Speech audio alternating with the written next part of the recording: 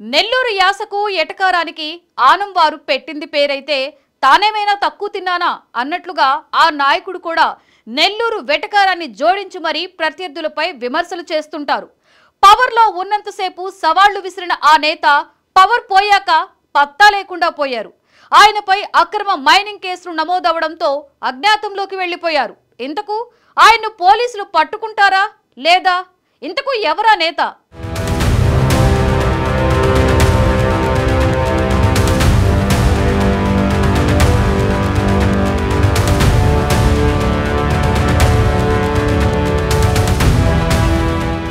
కాకాని గోవర్ధన్ రెడ్డి ఆచూకీ తెలియడం లేదు. ఆయన అజ్ఞాతంలోకి వెళ్లి చాలా రోజులే అయింది. పోలీసులు మాత్రం ఇప్పటివరకు కాకాని జాడ కనిపెట్టలేకపోయారు. అక్రమ మైనింగ్ కేసులో అభియోగాలు ఎదుర్కొంటున్న కాకాని పోలీసు విచారణ నుంచి తప్పించుకు తిరుగుతున్నారని టీడీపీ విమర్శలు చేస్తోంది. నెల్లూరులో ఆయనకు చెందిన 3 ఇళ్లకు తాళాలు వేసి ఉండడంతో కాకాని ఎక్కడికి వెళ్లారనేది మిస్టరీగా మారింది. ఆయన ఆచూకీ కనిపెట్టేందుకు నెల్లూరు పోలీసులు 2 తెలుగు రాష్ట్రాల్లో గాలిస్తున్నారు. తనపై ఎన్ని కేసులు పెట్టినా తగ్గేదేలే అంటూ పోలీసులకు సవాల్ విసిరి కాకాని ఒక కేసులో నోటీసులు జారీ అయ్యేసరికి భయపడి పారిపోయారని టీడీపీ విమర్శిస్తోంది. నెల్లూరులో అక్రమ మైనింగ్పై పోలీసు కేసు ఎప్పుడో నమోదైంది. ఆ తర్వాత అందులో కాకాని పేరు చేర్చారు. తనపై కేసు నమోదు చేసి అరెస్టు చేసేందుకు రంగం సిద్ధమవుతుందని తెలుసుకున్న వెంటనే కాకాని అజ్ఞాతంలోకి వెళ్లిపోయారని అంటున్నారు. అయితే అప్పుడు అజ్ఞాతంలోకి వెళ్లిన కాకాని ఇంతవరకు మళ్లీ బయటకు రాలేదు. పోలీసులు కూడా కాకాని జాడ కనిపెట్టడంలో విఫలమయ్యారు.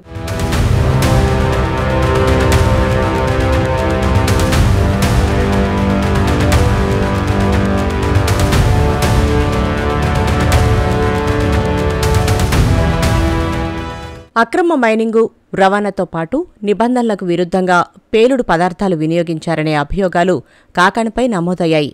అయితే ఇప్పటివరకు ఎన్నిసార్లు నోటీసులిచ్చినా ఆయన మాత్రం దొరకడం లేదు, విచారణకు రావడం లేదు. అయితే ముందస్తు బెయిల్కు అప్లై చేసినా రాకపోవడంతో అప్పటినుంచి ఆయన అదృశ్యమయ్యారు. అప్పటినుంచి పోలీసులు నిరంతరం గాలిస్తున్నారు. ఎక్కడా ఆయన ఆచూకీ దొరకడం లేదు. గత కొన్ని రోజులుగా కాకాని గోవర్ధన్ రెడ్డిని కనిపెట్టలేకపోవడంతో పోలీసులపై ప్రభుత్వ పెద్దలు కూడా ఆగ్రహం వ్యక్తం చేస్తున్నట్లు తెలిసిందే. కాకాని గోవర్ధన్ రెడ్డిపై అక్రమ మైనింగ్ కేసులతో పాటు ఎస్సీ/ఎస్టీ కేసు కూడా నమోదైంది. విచారణకు హాజరు కాకుండా ఉన్న కాకానిని ఎలాగైనా అరెస్టు చేయాలని పోలీసులు ప్రయత్నిస్తున్నారు. ఎన్నిమార్లు ఇంటికి వెళ్లినా కుటుంబ సభ్యుల నుంచి మాత్రం ఒకటే సమాధానం: తమకు తెలియదని. కాకాని గోవర్ధన్ రెడ్డి ఫోన్ కూడా స్విచ్ ఆఫ్ చేసి ఉండడంతో పాటు ఆయన ఎక్కడికి వెళ్లారన్నది అర్థం కాకుండా ఉంది.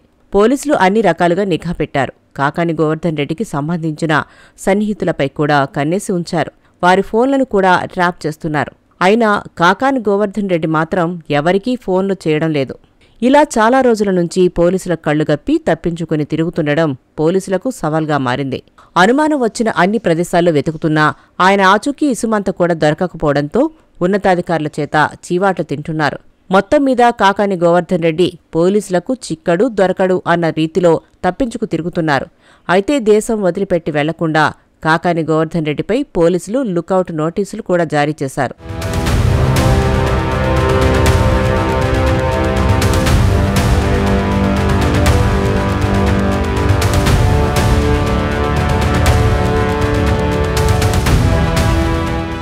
ఇప్పటికే పోలీసులు కాకాని గోవర్ధన్ రెడ్డికి 3 సార్లు నోటీసులిచ్చారు. అయినా ఆయన విచారణకు హాజరు కాలేదు.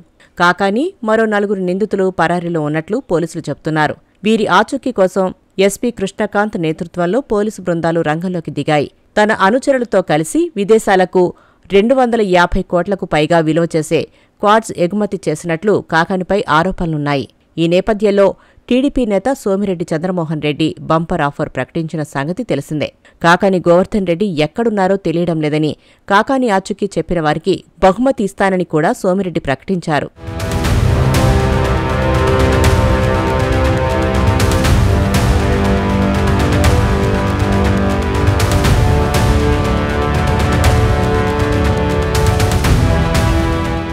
నెల్లూరు జిల్లా వైసీపీ అధ్యక్షుడిగా, సర్వేపల్లి ఎమ్మెల్యేగా రాజకీయ జీవితంలో కీలక పాత్ర పోషించిన కాకానిపై ఒక్క క్వార్ట్జ్ కేసు మాత్రమే కాదు, ఇప్పటివరకు అనేక కేసులు నమోదయ్యాయి.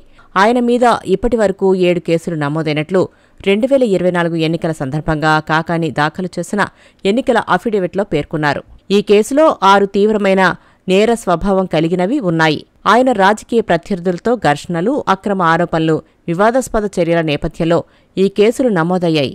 అందులో ప్రధానమైంది 2017లో నమోదైన నకిలీ పత్రాల కేసు. టీడీపీ నేత సోమిరెడ్డి చంద్రమోహన్ రెడ్డిపై అవినీతి ఆరోపణలు చేస్తూ కాకాని నకిలీ పత్రాలను సృష్టించినట్లు ఆరోపణలు వచ్చాయి. 2022లో నెల్లూరు కోర్టు నుంచి ఈ కేసుకు సంబంధించిన సాక్ష్యాలు చోరీకి గురికావడం సంచలనం కలిగించింది. గతేడాది కనుపూరు కాల్వ అక్రమాలపై కాకాని గోవర్ధన్ రెడ్డిపై కేసు నమోదైంది.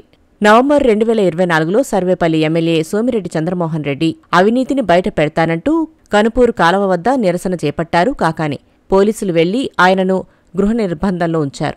అనుమతి లేకుండా చేపట్టిన ఈ నిరసనపై పోలీసులు కేసు నమోదు చేశారు. తర్వాత పొదలకూరు మండలం తాటిపర్తిలోని రుస్తుం మైన్స్ నుంచి లీజు ముగిసిన తర్వాత కూడా 250 కోట్ల విలువైన క్వాడ్స్ను తరలించినట్లు ఆరోపణలు వచ్చాయి. దీనిపై కేసు నమోదైంది. ఇది అత్యంత తీవ్రమైనదిగా పరిగణిస్తున్నారు. ఇంత పెద్ద మొత్తంలో అవినీతికి పాల్పడ్డారన్న ఆరోపణలే ఉచ్చు బిగుసుకునేలా చేశాయి. మైనింగ్ అధికారుల ఫిర్యాదు మేరకు కాకానితో సహా 7గురిపై ఎఫ్ఐఆర్ నమోదైంది. ఇందులో కాకాని A4గా ఉన్నారు. ప్రస్తుతం క్వాడ్స్ అక్రమ తరలింపుపై నమోదైన కేసులోనే కాకానిని అరెస్టు చేసే అవకాశం ఉందని వార్తలు అందుతున్నాయి. అందుకే ఆయన అజ్ఞాతంలోకి వెళ్లినట్లు తెలుస్తోంది. వైసీపీ నేతలు ఈ కేసులను రాజకీయ కక్ష సాధింపుగా అభివర్ణిస్తున్నారు. టీడీపీ నాయకులు తనను రాజకీయంగా ఎదుర్కోలేక నకిలీ కేసులతో ఇబ్బంది పెడుతున్నారని గతంలోనే కాకాని చెప్పారు. టీడీపీ, బీజేపీ, జనసేన కూటమి అధికారంలోకి వచ్చిన తర్వాత వైసీపీ నేతలపై కేసులు, ఆరోపణలు పెరిగాయని చెప్పారు. మరోవైపు టీడీపీ నేతలు కాకానిపై వచ్చిన ఆరోపణలు మొత్తం నిజమేనని, విచారణలో అన్ని విషయాలు బయటకు వస్తాయని ధీమాగా చెప్తున్నారు.